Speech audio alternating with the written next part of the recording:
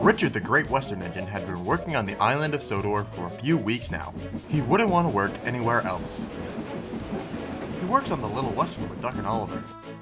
And while he does get along quite well with Oliver, he and Duck never truly saw eye to eye. While Duck is a hard-working and kind engine, he also can be very strict about how his line is run, which only annoys the laid-back Richard. Richard was always relieved when Oliver was at the top station with him.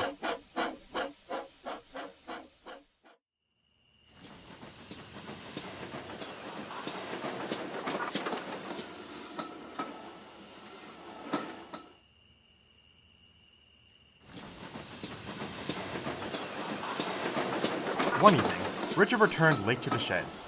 Duck was the only other engine there, and he was not happy. A late engine is a tired engine, Richard.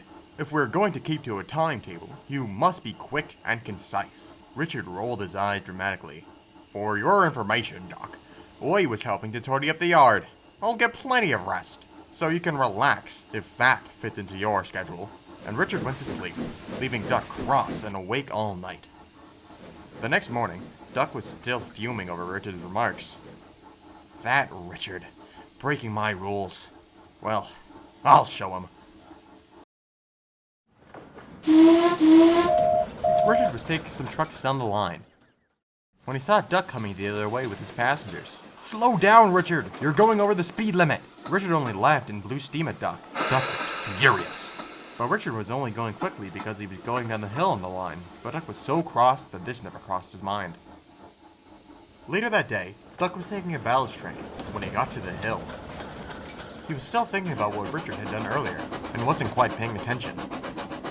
Wow, Richard, he's too big for his buffers. The rules are in place for a reason. It was then that he realized that he had broken an extremely important one. Duck is distracted!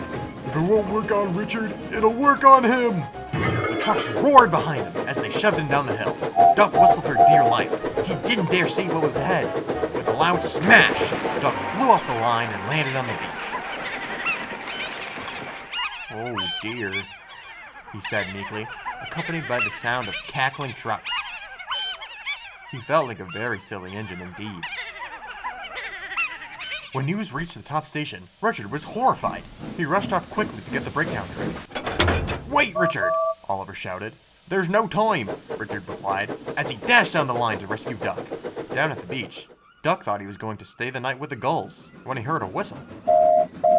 Richard? He gasped. What are you doing here? What about your train? Why, no, you don't necessarily like me breaking the rules, Richard began. But I didn't think you'd mind me breaking one to save you from sleeping with the fishes. Duck couldn't help but smile as he began to be lifted out of the sea. Duck was sent to the works to get looked over, and when he returned, he apologized to Richard for everything. Duck and Richard are now good friends. They sometimes argue, like good friends do, but they have a respect for each other's ideals when it comes to how they run the line. But both of them know that the rules sometimes need to be bent to help each other out.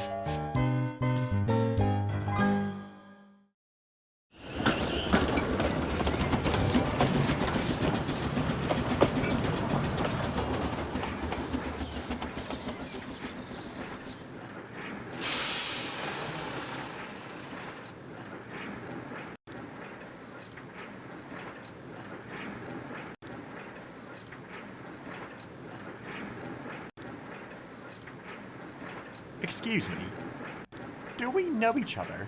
I'm not sure. When was the last time you were at Barrow? Not recently. Where were you stationed before Barrow? Paddington. Oh, I remember now. You were my replacement when I left for Sodor. Oh, yes. No wonder we didn't recognize each other. We only worked together for what, a month? Seems about right. Say, do you remember Richard at all? I think so. Small green tender engine, right? Why? Well, if you remember, I had an accident right before I left, and I blame Richard for it. It was because one of his trucks was over the points. Do you know what actually happened? I do. It was my fault, unfortunately. What? Yes. I was shunting that train away, and I bumped it a little too hard. One of the trucks went all the way down the line. Why it was uncoupled is anyone's guess. I'm sorry. No, don't be. It's been so long now. I really must apologize to Richard.